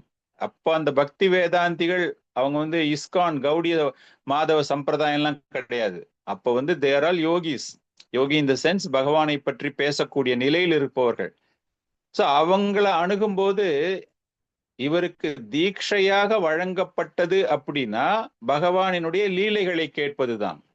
வேற ஒண்ணுமே அவங்களுக்கு சொல்லல. நீ வந்து உட்காந்து சாண்டிங் பண்ணு, காலையில 4 மணிக்கு எழுந்துக்கோ, மார்கழி மாசம் நீ வந்து தேவமுகூர்த்தத்துல பண்ணு, அதெல்லாம் ஒரு அட்வைஸுமே கொடுக்கல. எப்பெல்லாம் அவர் வருவாரோ அப்ப எல்லாமே வெறும் லீலைகள் தான். சோ அதுதான் அவருக்கு வழங்கப்பட்ட தீட்சை. அதனால பாகவதம் ஆச்சாரியார்கள் கூறக்கூடிய ஒரு விஷயம் இது என்ன அப்படின்னா, சத்தர்ம பிரச்சா அப்படிங்கும் போது ஒரு ஆன்மீக ஆச்சாரியார் வழியில் அவர்கள் கூறியதை கேட்டு அதன் மூலமாக பெறக்கூடிய ஆன்மீக வளர்ச்சி, அதுதான் அங்கு நாரத முனிக்கு கிடைத்திருக்கிறது, அந்த சிறுவனுக்கு கிடைத்திருக்கிறது. ஜீவ கோஸ்வாமி அவர்கள் இதை பற்றி விவரிக்கும் பொழுது அவர் என்ன சொல்றாரு அப்படின்னா, நாரத முனிக்கு 3 விஷயங்கள். என்ன 3 விஷயங்கள் அப்படிங்கும்போது, நாரத முனியினுடைய வாழ்க்கை செயல்கள் எல்லாமே எப்படி அமைந்தது என்றால், அந்த மகாத்மாக்கள் அந்த இடத்தை விட்டு சென்ற பிறகு இருக்கிற வரைக்கும் அவர்கிட்ட ஒரு பெரிய இதெல்லாம் இல்லை, everyday is only keep listening. ஆனால் அவர்கள் சென்ற பிறகு அதன் பிறகு அவருக்கு என்ன ஏற்படுகிறது என்றால் மரணம் ஏற்படுகிறது. நேச்சுரலி மரணம் ஏற்படணும் இல்லையா. நாரத முனிக்கு அந்த சிறுவனுக்கு மரணம் ஏற்படும் பொழுது அவனுக்கு கிடைத்த ஞானம் என்பது அந்த காலா டெத் இல்லையா, இட் கீப்ஸ் கண்டினியூயிங். ஜீவ கோஸ்வாமி சொல்ற ஒரு விஷயம் என்ன, இந்த இடத்துல என்ன கேள்வி கேட்டார் வியாசதேவர், என்ன ஒரு சந்தேகத்துல அந்த கேள்வி கேட்கிறாரு, இந்த ஞானம் நாரதருக்கு எப்ப கிடைச்சது, உடனே கிடைச்சதா இல்லைன்னா இறந்த பிறகு இந்த பிரசன்ட் பாடியில கிடைச்சிருக்கா அப்படிங்கிற மாதிரி தானே ஒரு டவுட்ல கேட்கிறாரு. அதற்கு அந்த விளக்கம் ஜீவ கோஸ்வாமி எப்படி கொடுக்கிறார் விளக்கம் அப்படிங்கும்போது, அந்த நேரத்துல அவருடைய வாழ்க்கையும் செயல்களும் தூய்மைப்படுத்தப்படுகின்றன. அந்த மகாத்மாக்கள் சென்ற பிறகு அதன் பிறகு அவருக்கு மரணம் ஏற்படுகிறது. அந்த மரணம் ஏற்பட்ட பிறகு அவருக்கு என்ன இருக்கு, அவர் பெற்ற ஞானம் என்பது அடுத்த உடலிலும் அடுத்த பிறவியிலும், பிகாஸ் ஆத்மா தேகினோ அஸ்மின் யதா தேகே கௌமாரம் யவ்வனம் ஜர சொல்றோம் இல்லையா, அந்த ஆத்மா வேறு உடலை நோக்கி வரும் பொழுது அவர் பெற்ற அந்த உடலில் மனம், புத்திசாலித்தனம், பொய், அகங்காரம் சொல்றோம்ல, அந்த சூக்ஷமம் ஸ்தூலம், அந்த சூக்ஷமம் அப்படிங்கிறது அந்த ஸ்தூலம் அப்படிங்கிறது சப்டில் எலிமெண்ட்ஸ் சொல்றோம் இல்லையா, அந்த மாதிரி அவர் பெற்ற ஞானமானது தொடர்ந்து வருகிறது அப்படிங்கிற ஒரு விளக்கம் தான் ஜீவ கோஸ்வாமி அவர்கள் தருகிறார்கள். இப்ப நாரதமுனி என்ன பதில் சொல்ல போறாருன்னு பாருங்க. அவருக்கு என்ன நடந்தது, அதன் பிறகு எப்போ இந்த ஞானம் எனக்கு கிடைச்சது அப்படிங்கறத வந்து நாரதமுனி நீங்க சொல்ல போறாரு. நாரத உவாச்சா பிக்ஷுபீர் விப்ரவஷிதே விஜ்ஞானாதேஸ்ட்ரிபிர் மம வர்த்தமானோ வயசி ஆத்யே ததா ஏதத் ஆகர்ஷம். அந்த பக்தி வேதாந்திகள், எஸ் யாராவது படிக்கிறீங்களா? படிக்கிறேன் பிரபு. நாரத ஓகே, விப்ரவசிதே விஞ்ஞானே தேசுபிர் மம வர்த்தமான வயசி ஆத்யே ததயேத அகாரகம். ஹரே கிருஷ்ணா. ஹரே கிருஷ்ணா. நாரதர் இப்ப எப்படி துவக்குகிறார் என்றால், எனக்கு இது போன்ற அந்த லீலைகளை கூறிய பிறகு, அந்த விஞ்ஞான பூர்வமான ஞானத்தை எனக்கு வழங்கிய பிறகு, அந்த பக்தி வேதாந்திகள் அந்த இடத்தை விட்டு போனதுக்கு பிறகு என்னுடைய வாழ்க்கை இப்படித்தான் நடந்தது அப்படின்னு சொல்லிட்டு அந்த வாழ்க்கை எப்படி நடந்தது அப்படிங்கிற ஒரு விஷயத்தை அவர் கூறுகிறார். என்ன சொல்றாரு அப்படின்னா, என்னுடைய பூர்வ வாழ்க்கை, அதாவது பூர்வ ஜென்மத்துல அந்த சிறுவனாக நான் கேட்ட வாழ்க்கையில கர்ப்பத்தில் எப்படி வந்து ஒரு சிசுவானது அந்த ஆணின் விந்து மூலமாக பெண்ணின் கர்ப்பப்பையில் செலுத்தப்படுகிறதோ, அது போல நாரதமுனி சொல்றாரு, ஆன்மீக அறிவு என்னுடைய ஐ காட் இம்ப்ரெக்னேட்டட்னா நான் கர்ப்பம் தரித்தேன் அப்படிங்கிற மாதிரி ஆன்மீக அறிவு என்னிடம் வந்தது. எப்போ? அந்த கருணையினால், அந்த அந்த பக்தி வேதாந்திகளினுடைய கருணையினால் ஆன்மீக அறிவு முழுமையாக என்னை ஆட்கொண்டு விட்டது. என்னுடைய வாழ்க்கையில வந்து அதன் பிறகு வேறு எந்த விதமான பெரிய மாற்றமும் இல்லை. நான் 5 வயது மட்டும்தான் ஆன நிலையில் இருந்தாலும் அவர்கள் எனக்கு கொடுத்த அறிவு தொடர்ந்து கொண்டே இருந்தது. அப்படின்னு இந்த இடத்துல என்ன அர்த்தம் என்றால், அந்த பக்தி செய்ய வேண்டும், டிவோஷனல் சர்வீஸ்ல கம்ப்ளீட்டா நம்ம வந்து இன்வால்வ் ஆகணும் அப்படின்னு. இப்ப நம்ம ஒருத்தர் வந்து ஒரு தீட்சை பெறுகிறார்கள் என்றால், நம்மளுடைய இயக்கத்துல என்ன சொல்லுவாங்க, காலையில இருந்து பாத்தீங்க அப்படின்னா 4:30 மணிக்கு எழுந்து மங்களாரத்தி பண்ணிட்டு, கோயில்ல எல்லா விதமான ஆர்த்திகளையும் பண்ணிட்டு, சாண்டிங் பண்ணிட்டு, பாகவதம் கேட்டுட்டு, அதன் பிறகு பிரசாதத்தை எடுத்துக்கொண்டு, அதன் பிறகு புக் டிஸ்ட்ரிபியூஷன், நகர சங்கீர்த்தனம், ஆலய தூய்மை பணிகளில் ஈடுபடுத்திக் கொள்வது, அதன் பிறகு சாயங்காலத்துல நடக்கக்கூடிய ப்ரோக்ராம்ல அந்த மாதிரி பாத்தீங்கன்னா இட் இஸ் அ பேக்கேஜ் மாதிரி ஃபுல்லா அந்த பக்தியிலேயே இருந்துட்டே இருக்கணும் அப்படிம்பாங்க. அப்கோர்ஸ் அது வந்து எவ்வளவு பேரால முடியுது, பௌதிக வாழ்க்கையில இருக்கிறதால மாத்தி மாத்தி பண்றாங்க. அவங்க ஆபீஸ் ஒர்க்கை முடிச்சுட்டு அந்த குடும்பத்தை பராமரிக்கணும் அப்படிங்கிற ஒரு நோக்கத்தோட அந்த பக்திக்கு வரும்போது அவங்க மாற்று நேரங்களில் கொஞ்சம் பௌதிகத்தனமும் இருக்கின்றது. ஆனால் இங்க நாரதமுனி என்ன சொல்றாரு அப்படின்னா, அவர்கள் எனக்கு விதைத்த அந்த ஆன்மீக அறிவு, அந்த டிவோஷனல் சர்வீஸ், நான் அந்த லைன்லயே தான் இருந்தேன். நான் வந்து அதை விட்டு எங்கேயுமே போகவே இல்லை. நான் தொடர்ந்து அவர்கள் கூறிய விஷயங்களில் தான் நான் இருந்தேன். இப்போ அவங்க அம்மா இருக்காரு நாரதமுனிக்கு இல்லையா, அவங்க அம்மா இருக்கும்போது கூட அவங்க அம்மாவுக்கு எந்த விதமான உதவியுமே செய்யாம தொடர்ந்து அவர் அந்த ஆன்மீக சிந்தனையிலேயே நான் இருந்தேன் அப்படின்னு சொல்லிட்டு அவங்க அம்மாவை பத்தி இந்த இடத்துல சொல்றாரு. அப்ப அவங்க அம்மாவை பத்தி சொல்லும்போது, எங்க அம்மா மூலமாக எனக்கு எதுவுமே கிடைக்கல. காரணம், என்னுடைய தாய் ஒரு சாதாரண பெண்மணி. She is a very simple woman. ஒரு பணிப்பெண், பணிவிடை செய்பவள், படிப்பறிவு அற்றவள். அவருடைய ஒரே குழந்தை நான் தான். எனக்கு வந்து வேற எந்த விதமான மாற்று பாதுகாப்புமே கிடையாது. எனக்கு வந்து ஒரு பாதுகாப்பு கொடுக்கணும், என்னை எங்கேயாச்சும் தங்க வைக்கணும், எனக்கு உணவு வழங்கணும் அப்படின்னா எல்லாமே என்னுடைய தாய் தான். அவளுடைய பாசத்தின் அரவணைப்பினால் நான் கட்டுண்ட நிலையில் இருந்தேன். அவர் சொல்றாரு, கம்ப்ளீட்டா எனக்கு அஃபெக்ஷன் எங்க அம்மா மேல. எனக்கு வேற யாரையுமே எனக்கு தெரியாது. She is my only shelter. எனக்கு அவங்க மாத்திரம்தான் அடைக்கலம். அப்படி இருந்தேன். அதே போல என்னுடைய தாய்க்கும் வேற யாருமே கிடையாது. என்னை பராமரிக்க வேண்டும் அப்படிங்கிறது. எங்ககிட்ட வந்து பெரிய ப்ராப்பர்ட்டியோ இல்லைன்னா பெரிய வீடோ அப்படிலாம் ஒண்ணுமே கிடையாது. நாங்க 2 பேரும் ஒருத்தருக்கு ஒருத்தர் அரவணைப்பாக இருந்தோம். என்ன நல்லா பராமரிக்க வேண்டும் அப்படிங்கிறதுக்காக என்னுடைய தாயும் சுதந்திரமானவள் கிடையாது. வேறு ஒருவரை சார்ந்துதான் இருந்தால். பணிப்பெண் அப்படிங்கும்போது எப்படி இண்டிபெண்டா இருக்க முடியும்? யார் வீட்டுக்காச்சும் போய் வேலை செஞ்சு அவங்க ஏதாச்சும் உணவு கொடுத்தால்தான் ஏதாவது செய்ய முடியும். அதனால எல்லாமே மற்றவர்களை சார்ந்ததுதான். இந்த உலகமே பகவானின் கட்டுப்பாட்டிற்குள் தான் இருக்கின்றது. ஆனால் நானும் என்னுடைய தாயும் வேறு ஒருவரின் கட்டுப்பாட்டில் இருந்தோம். பணிப்பெண் அப்படிங்கிறதால அவங்க என்ன பண்றாங்களோ அந்த மாதிரி தான் நாங்க இருப்போம். பகவானின் கைப்பாவையாகத்தான் நாங்கள் இருந்தோம் அப்படிங்கிற மாதிரி அவர் பேசுறாரு. அப்படி இருக்கும் பொழுது நான் சின்ன வயதாக இருக்கும்போது எனக்கு கல்வி, குருகுல கல்வி, பிராமண கல்வி அந்த மாதிரிலாம் எதுவுமே கிடையாது. எல்லாமே என்னுடைய தாயினுடைய அரவணைப்பு தான். வேற ஒண்ணுமே எனக்கு இல்லை. அப்படி இருக்கும்போது அந்த காலத்தினுடைய ஒரு காலம் மாறிக்கொண்டே இருக்கிறது இல்லையா? அந்த டேஸ் ஆர் பாசிங், கரெக்டா இல்லையா? அந்த மாதிரி மாறிக்கொண்டிருக்கும் போது என்ன நடந்தது? இந்த இடத்துல ஆச்சாரியார்கள் இவர் இந்த மாதிரி ஒரு தாய்க்கும் அவருக்கும் உள்ள ஒரு உறவை பற்றி அவர் பேசும் பொழுது இதற்கான விளக்கம் ரொம்ப அற்புதமாக தருகிறார்கள். என்ன அப்படின்னா, ஸ்னேகா மீன்ஸ் ஸ்னேகத்தை வளர்த்துக் கொள்வது, அன்பை வளர்த்துக் கொள்வது. அப்படிங்கும்போது அந்த அன்பு எதனால் வளர்கிறது என்றால் அதற்கு 2 காரணங்களை கூறுகிறார்கள். ஒன்று ஸ்வபாவமாகவே, nature, by nature you develop love. உங்களுடைய தாய் கிட்டேயோ உங்களுடைய தகப்பன் கிட்டேயோ அந்த மாதிரி இருக்கும்போது அது ஸ்வபாவமாகவே உங்களுக்கு அந்த அன்பு வளர்கிறது. இன்னொன்னு வந்து உபாதி மீன்ஸ் ஒரு சுமை, ஒரு பேர்டன்.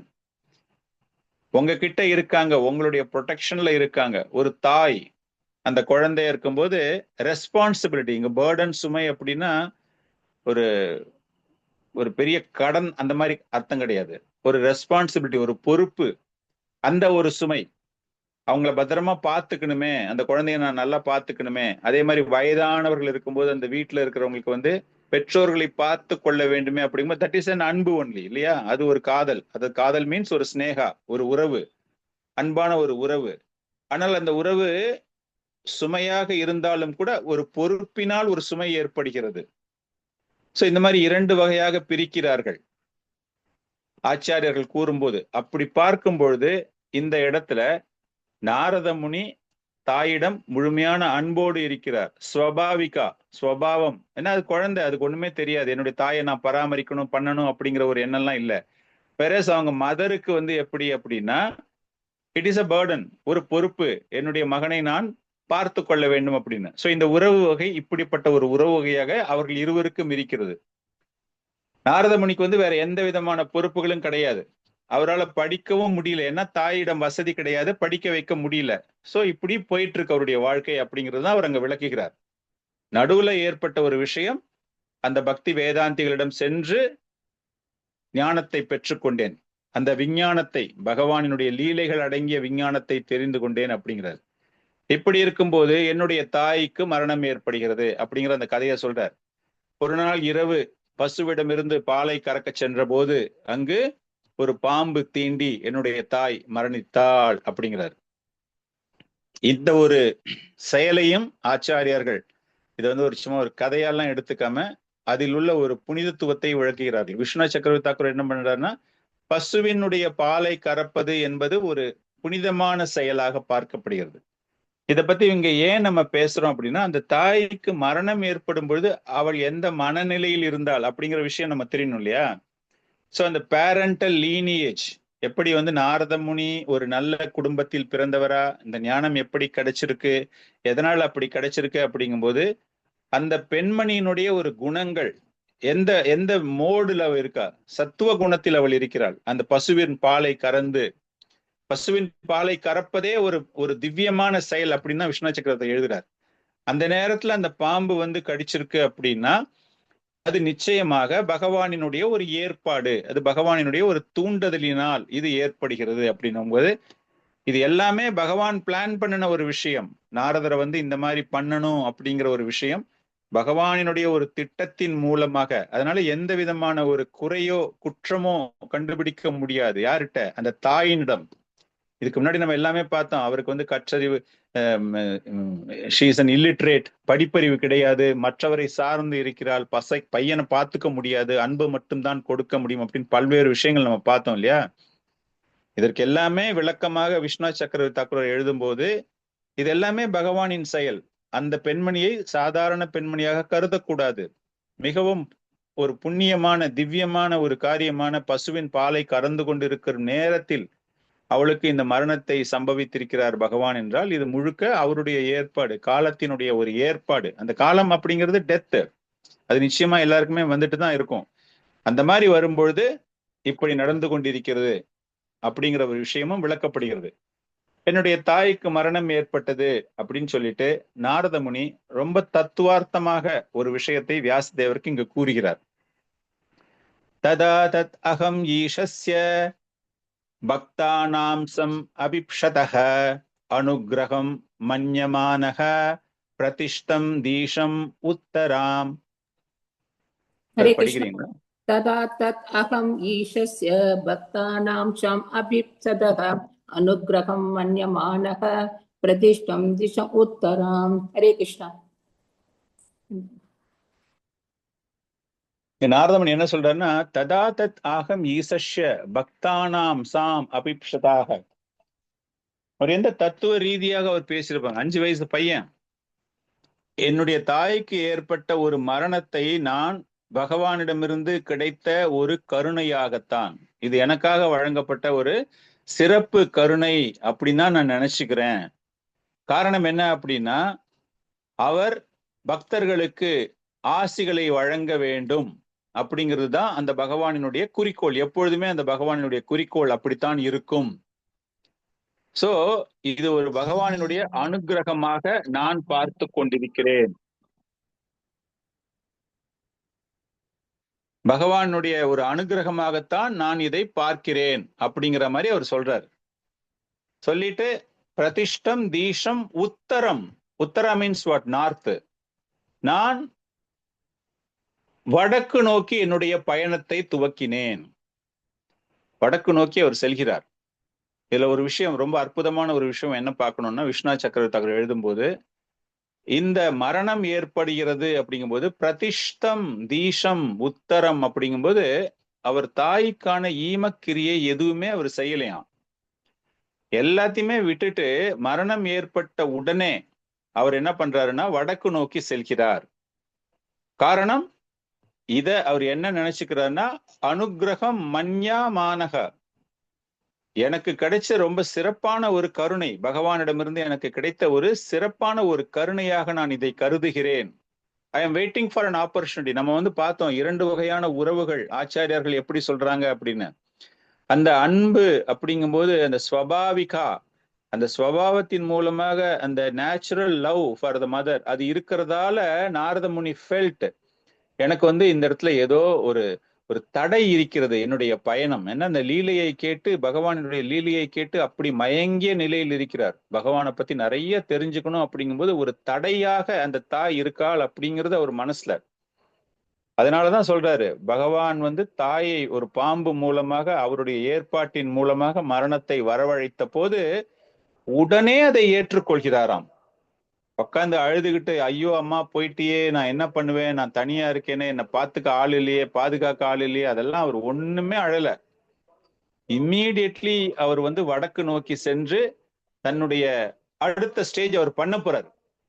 இதே மாதிரி பாத்தீங்க அப்படின்னா பிரபுபாதருடைய வாழ்க்கையிலும், பிரபுபாதர் வந்து ஹாஃப் ஹார்ட்டடா இருக்காரு, அரை மனதோடு அவர் தன்னுடைய பௌதீக வாழ்க்கையில் தன்னுடைய குடும்பத்தை பராமரிக்க வேண்டும் அப்படிங்கிறதுக்காக he is a chemist. உங்க எல்லாருக்குமே தெரியும், ஒரு மருந்துகள் செய்யக்கூடிய ஒரு ஆலையை நிர்வகித்து வந்தார்.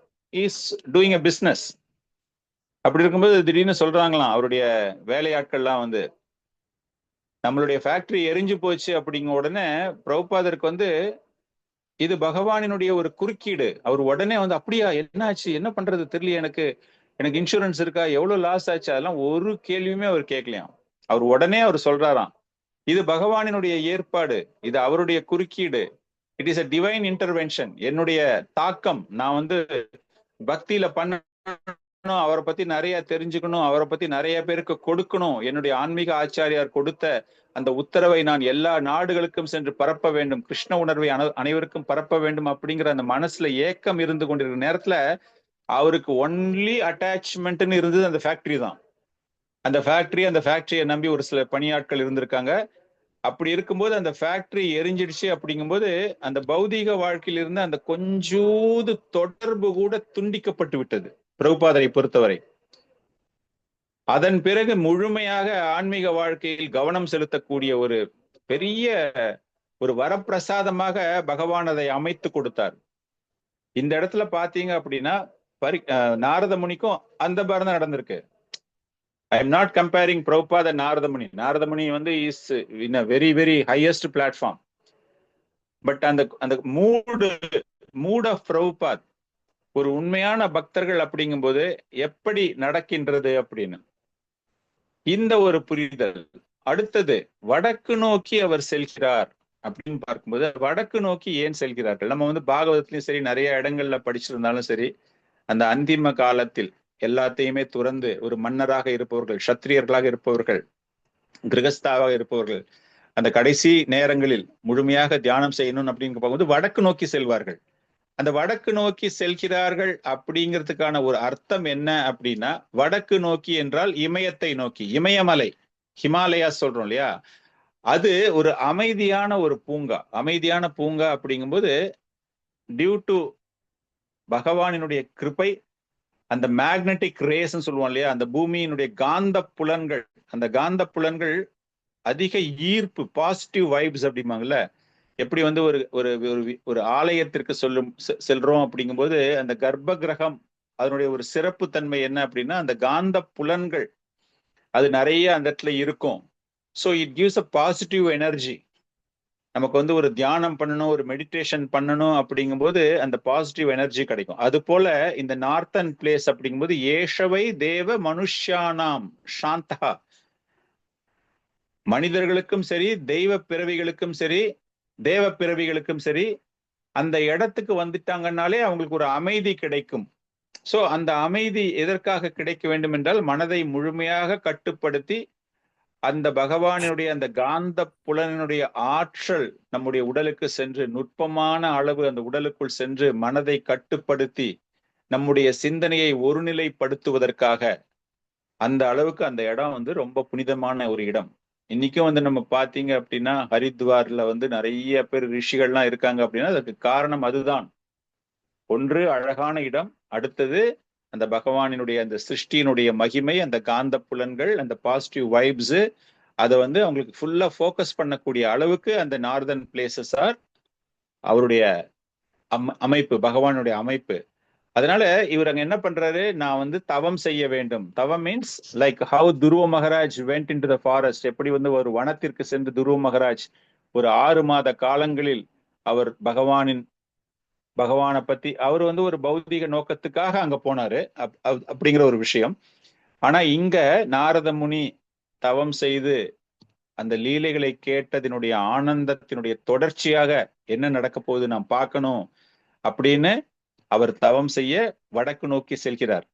மேலும் கூறுகிறார் வியாசதேவரிடம், நான் எப்படி செய்தேன் என்றால், பகவானுடைய திவ்யமான ரூபத்தை என்னுடைய மனதில் நிலைநிறுத்தி,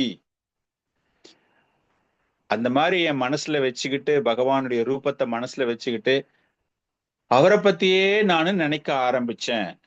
அப்படி இருக்கும்போது நான் தொடர்ந்து செய்து கொண்டே இருக்கும் பொழுது திடீர்னு எனக்கு அந்த ரூபம் என்னிடம் இருந்து மறைந்து விட்டது. என்னுடைய மனசுல இருந்து அந்த ரூபம் மறைந்து விட்டது. துருவ மகாராஜாக்கு அதே தான் நடக்குது இல்லையா? துருவ மகாராஜாவுடைய 6வது மாத காலத்தில் அவ்வளவு கஷ்டப்பட்டு பகவானை தன்னுடைய மனதில் கட்டு போட்டு விடுகிறார். கம்ப்ளீட்டா பகவானை கயிறு போட்டு கட்டி போட்ட மாதிரி கட்டு போட்டு வச்சிட்டு இருக்காரு அவரு. இப்போ பகவானே அவருடைய மனதுக்குள்ள இருக்கும்போது அவரால் வேற எங்கேயும் போக முடியும். அதுல இருந்து அவர் தப்பிக்கணும் அப்படின்னா அவருடைய அந்த சிந்தனையை தவிர்க்க வேண்டும், அந்த சிந்தனையை கெடுக்க வேண்டும். துருவ மகாராஜாவுடைய சிந்தனையை ஒரு தடையாக இருக்க வேண்டும் அப்படின்னா அந்த கட்டுக்குள் இருந்து பகவான் வெளியேற வேண்டும். அந்த மாதிரி அவர் வெளியேறுகிறார். துருவ மகாராஜா சரித்திரம் படிச்சோம் அப்படின்னா அந்த மாதிரி அவர் வெளியேறும் பொழுது துருவ மகாராஜாவுக்கு அந்த கவனம் சிதறுகிறது. அதே போல இங்க நாரதமுனி என்ன பண்றாருன்னா பகவானினுடைய திவ்ய ரூபத்தை மனதில் நிலைநிறுத்தி கொண்டு அவர் பண்ணிக்கிட்டே இருக்கும்போது திடீர்னு அந்த உருவம், அவர் மனசுல நினைச்சுக்கிட்டு இருக்கிற அந்த உருவம் மறைந்து விடுகிறதாம். அப்ப மறைந்து விடும்போது அவர் தியானம் கலைந்து ஒரு குழப்பம் அடைந்து அப்படி வந்துட்டு திரும்ப ரொம்ப ஆசைப்படுறாராம். என்னாச்சு என்னாச்சு, என்னுடைய இந்த உருவம் போயிடுச்சே, நான் இந்த உருவத்தை பார்க்கணுமே அப்படின்னு பல முறை முயற்சி செய்கிறாராம். மனதை கவனப்படுத்த வேண்டும், எங்கேயுமே போகாம ஃபுல்லா நான் கான்சென்ட்ரேட் பண்ணணும் அப்படின்னு பார்க்கும் பொழுது கூட அவருக்கு என்ன ஆயிடுது அப்படின்னா அது கிடைக்கவே மாட்டேங்குதான். பகவானை நீங்கள் தியானிக்க வேண்டும் என்றால் அதற்கு எந்த ஒரு முறை வேணும், இந்த கட்டுப்பாடு மனக்கட்டுப்பாடு எல்லாமே வரணும்.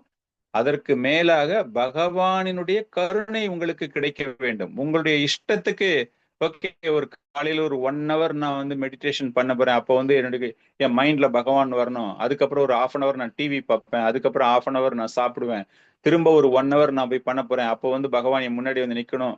அதெல்லாம் நத்திங் டு இட். அவரு ஆசைப்பட்டு வந்தாதான் உண்டு. அந்த ஒரு அந்த கான்சென்ட்ரேஷன் பவரை வந்து உங்களுக்கு கொடுக்கணும் அப்படின்னா பகவானால் மட்டும்தான் கொடுக்க முடியும். இங்கு நாரதமுனிக்கு அதே தான் நடைபெற்றிருக்கிறது.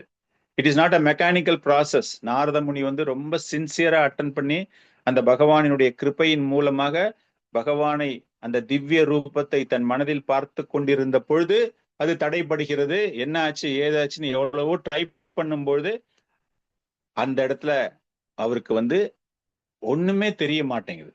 அதன் பிறகு என்ன நடந்தது அப்படிங்கிறதையும் பகவான் விளக்குகிறார், நாரதமுனி விளக்குகிறார். தனிமையான இடத்தில் அமர்ந்து கொண்டு அவர் செய்து கொண்டிருக்கிறார். அந்த மாதிரி அவர் பார்த்துக்கிட்டே இருக்கும்போது அப்ப என்ன நடந்தது அப்படின்னா, ஹந்தஷ்மி ஜன்மானி பவன் மாமாம் திருஷ்டம் இகார்ஹதி அவிபக்வா காஷயானம் தூர்தர்ஷோ அகம் கயோகினாம். அந்த மாதிரி அவர் வருத்தப்பட்டு கொண்டிருக்கும் பொழுது அப்ப என்ன ஆயிடுதுன்னா பகவானினுடைய ஒரு குரல் ஒன்று கேட்கின்றது அவருக்கு. இந்த பிறவியில் 5 வயசு பையன், இந்த பிறவியில் மீண்டும் உன்னால் என்னை பார்க்க முடியாது அப்படிங்கிற மாதிரி ஒரு அசரீரி மாதிரி அவருக்கு செய்கிறது.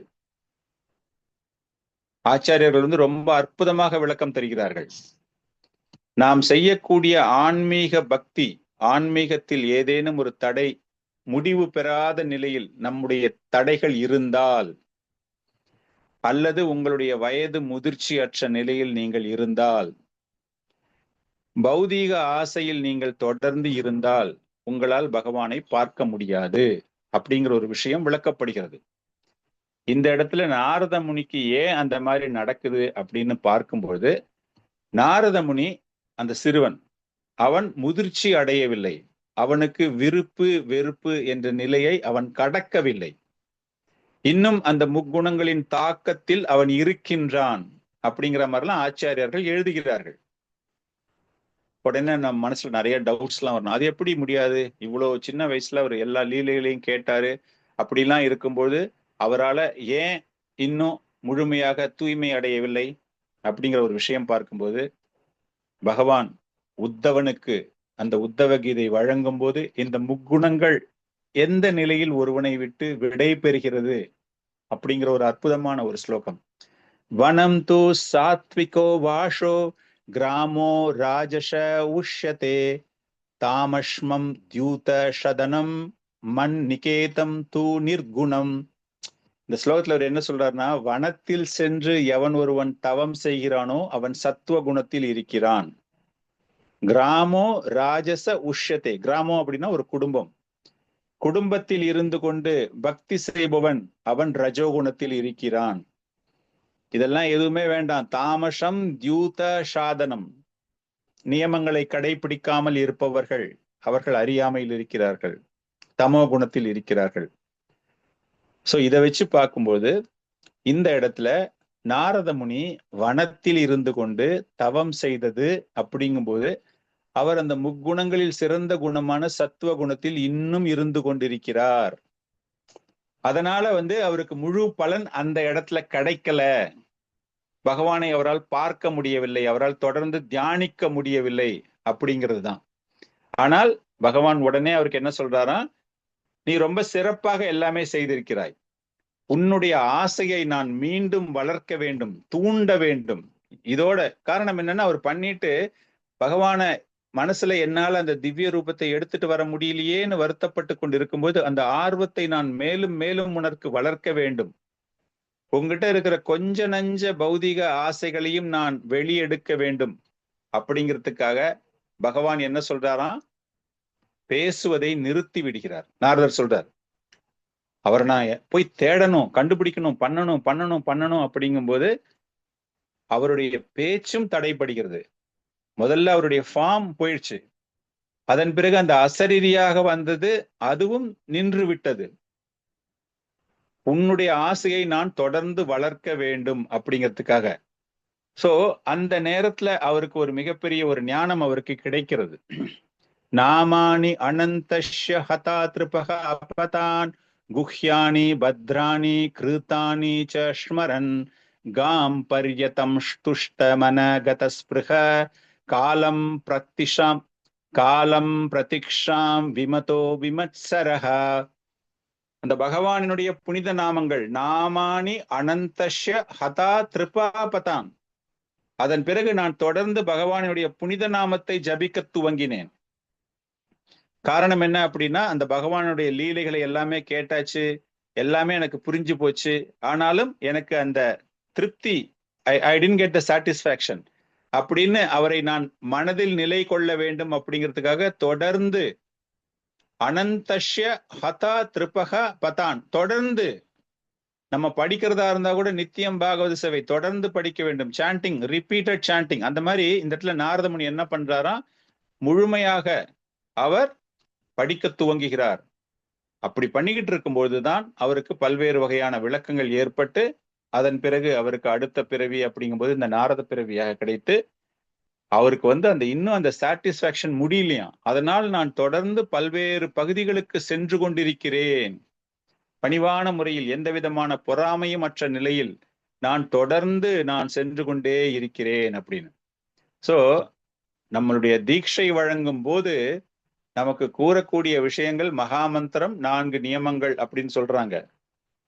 அந்த மகாமந்திரம் எவ்வளவு சிறப்பு வாய்ந்தது, அதனால அந்த ஆசை நமக்கு தொடர்ந்து இருந்து கொண்டே இருக்க வேண்டும். அந்த விஷயத்தை பார்க்கும்போது நாரத முனி கடைசியாக அந்த பகவானை பார்க்க முடியலையே அப்படின்னு தொடர்ந்து நான் அந்த நாம ஜபத்தை செய்து கொண்டு எனக்கு இன்னும் நான் திருப்தி அடையவில்லை அப்படின்னு நான் பண்ணிக்கிட்டே இருக்கும்பொழுது of course naturally death is happening. அதன் பிறகு அவருக்கு இந்த ரூபம் கிடைக்கிறது. எந்த விதமான பற்றுதலும் இன்றி நான் எல்லா விதமான பௌதிக இச்சைகளிலிருந்து முழுமையாக விடுபட்டு, அப்பயே அந்த சாண்டிங் பண்ணும்போதே அவருக்கு அந்த முழுமையான ஒரு விடுதலை கிடைத்து அவருக்கு மரணத்தை அவர் பார்க்கும் பொழுது எப்படி ஒரு மழைக்காலத்தில் ஒரு மின்னல் தோன்றுகிறதோ அது போல எனக்கு அப்படியே ஸ்பாட்ல அந்த ஞானத்தினுடைய ஒளி ஒரு மின்னலாக என்னுள் தோன்றியது. என் மைண்டுக்குள்ள அப்படியே ஒரு வெளிச்சம் போற மாதிரி இருந்தது. பகவான் எனக்கு முழுக்க முழுக்க ஒரு திவ்யமான தேகத்தை கொடுத்து அவருடைய சகாவாக என்னை ஆக்கி இந்த 5 பஞ்சபூதங்களிலும் என் உடல் கலந்து அதன் பிறகு நான் இந்த ரூபத்தை அடைந்தேன். எனக்கு பலன் தரக்கூடிய கர்ம செயல்களிலிருந்து முழுமையாக விடுதலை அடையக்கூடிய ஒரு நிலையையும் பகவான் எனக்கு கொடுத்தார். அவர் என்ன செஞ்சாலும் அவருக்கு தெர் இஸ் நோ கர்மா. காரணம் என்ன அப்படின்னா 24/7 முழுக்க முழுக்க முழுக்க முழுக்க பகவானை பத்தி தான் அவரு பேசிக்கிட்டே இருக்கார். அவர் கடைசியா முடிக்கும் போது இந்த பிரளய காலம் இருக்கும் பொழுது அந்த பிரளயத்தில் எப்படி பிரம்மதேவன் மூலமாக மகா பிரளயத்தில் அனைவரும் அழிந்தார்களோ, அழிந்த பிறகு ஸ்டார்டிங்ல நீங்க பாத்தீங்கன்னா தெரியும், பிரம்மாவினுடைய ஒரு கல்பத்தில் நான் பிறந்தேன் அப்படிங்கிறாருல. அந்த மாதிரி பார்க்கும்போது அந்த பிரளயம் ஏற்பட்டு மீண்டும் சிருஷ்டி ஆரம்பிக்கும் போது அந்த நேரத்தில் எனக்கு இது ஏற்பட்டது. அவருக்கு மரணம் ஆயாச்சு. மரணம் ஆயும் போது இஸ் ஏபிள் டு ரியலைஸ் இந்த லைட்னிங் மாதிரி அவர்கிட்ட அந்த எல்லா விதமான திவ்யமான அறிவும் அவருக்கு செல்கிறது அப்படின்னு. ஆனாலும் அவருக்கு இந்த நாரத பிறவியாக எப்ப கிடைச்சது அப்படின்னா, அந்த மகா பிரளயத்தில் உலகம் எல்லாமே பகவானினுடைய படைப்பு முழுவதும் நாசமடைந்த பொழுது மீண்டும் சிருஷ்டி செய்யும் பொழுது அவருக்கு இது போன்ற ஒரு வாழ்க்கை கிடைத்தது. சோ பகவான் கடைசியாக நாரத முனி என்ன சொல்லி முடிக்கிறாரு இந்த கான்வர்சேஷன் அப்படின்னா, சர்வம் தத் இதம் ஆக்யாதம் யத் பிரஷ்டோ அகம் த்வயா நகஹ ஜன்ம கர்ம ரகஷ்யம் மே பவதஷ்ச ஆத்ம தோஷனம். வியாசதேவரே, நீ கேட்ட எல்லா கேள்விக்கும் நான் உனக்கு பதில் கொடுத்து விட்டேன்.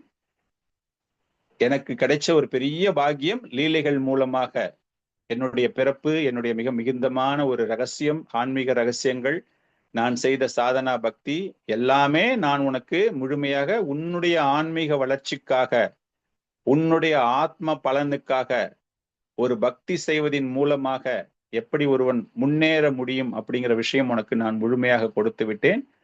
எந்த விதமான பற்றுதலும் இன்றி ஒருவன் இந்த பௌதீக வாழ்க்கையிலிருந்து விடுபெறு பெற வேண்டும் என்றால் பகவானினுடைய லீலைகளை கேட்பதின் மூலமாக அப்படிங்கிறது என்னுடைய பர்சனல் எக்ஸாம்பிள் மூலமாக நான் உனக்கு தெரிவித்திருக்கிறேன் அப்படின்னு சொல்லிட்டு, இந்த மாதிரி நடந்தது எனக்கு அப்படின்னு முழுமையான விஷயம் கூறினது மூலமாக அவர் கடைசியா என்ன சொல்றாரு அப்படின்னா, உனக்கு சந்தோஷம் ஏன் வரவில்லை என்றால் இதனால் உனக்கு வரவில்லை அப்படின்னு. சோ சூத கோஸ்வாமி கரெக்டா லாஸ்டா இதை முடிக்கும் போது அந்த சாதுக்கள் கேட்டாங்க இல்லையா, எங்களுக்கு விளக்கம் தர வேண்டும் அப்படின்னு, அவர் சூத கோஸ்வாமி நாரத முனியை புகழ்ந்து கூறுகிறார்.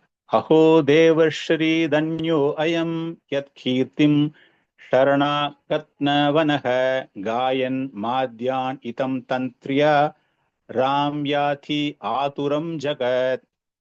இது போன்ற ஒரு பெருமை, பகவானுக்கு தொண்டனாக சேவகனாக பகவானை பற்றிய சிந்தனையில் இருந்த நாரத முனியை பற்றி பேசுவதன் மூலமாக நமக்கும் ஒரு சிறந்த ஒரு பக்தி பரவசம் நம்மிடம் ஏற்பட்டிருக்கிறது. கட்டுண்ட ஆத்மாக்கள், இந்த பிரபஞ்சத்தில் இருக்கக்கூடிய ஆத்மாக்களுக்கும் இதை கேட்பதின் மூலமாக வீடு பேறு பெற முடியும் அப்படின்னு சொல்லி சூத கோஸ்வாமி இந்த ஒரு சம்பாஷணையை நிறைவு செய்கிறார். சோ இதன் மூலமாக நாம் வியாசதேவர் ஏன் எனக்கு மகிழ்ச்சி இல்லை அப்படின்னு கேட்கும்போது, பல்வேறு வகையான வேதங்கள் புராணங்களை இயற்றிய எனக்கு, தொகுத்து வழங்கிய எனக்கு மனதில் நிம்மதி இல்லைன்னு கொள்ளும்போது, அதற்கான காரணம் பகவானை பற்றி எந்த விஷயமும் நீ கூறவில்லை அப்படிங்கிற விஷயத்தை சொல்லும்பொழுது, அவருக்கு பகவானுடைய லீலைகளை கேட்டதின் மூலமாக அவருக்கு கிடைத்த பலன்கள் என்ன, இன்னைக்கு நாரத முனியா முன்னாடி நான் நின்றுகிட்டு இருக்கேன்னா அதுக்கு காரணம், எல்லாவற்றையும் துறந்து மனதில் முழுமையான ஒரு சந்தோஷத்தோடு நான் இங்கு நின்று கொண்டிருக்கிறேன் என்றால் அதற்கு காரணம் அவருடைய லீலைகளை கேட்டதுதான் அப்படிங்கிற விஷயம்தான் இந்த சம்பாஷணை இதோடு நிறைவு பெறுகிறது. ஸோ இதோட நம்ம இன்னைக்கு கிளாஸ் நிறுத்திக்கிறோம். ஏதாச்சும் டவுட்ஸ் இருந்தா கேட்கலாம். ஸோ இந்த சம்பாஷணை இதோடு நிறைவு பெறுகிறது. நம்ம நெக்ஸ்ட் கிளாஸ்ல வேற ஒரு சம்பாஷணை, வேற ஒரு 2 பேர் பேசுறது என்னன்னு அப்புறமும் பார்க்கலாம். So with that I am ending the class. Any doubts you can ask.